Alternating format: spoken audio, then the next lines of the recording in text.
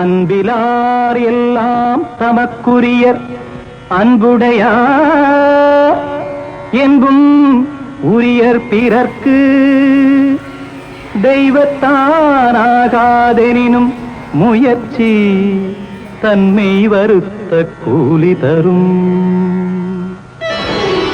ஒன்றே குலமென்று பாடுவோம், ஒருவனே தேவனென்று போற்றுவோம்.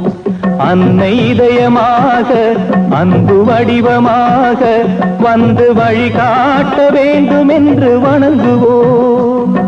பாவம் என்ற கல்லறைக்கு பல வழி, என்றும் தர்மதேவன் கோவிலுக்கு ஒரு வழி.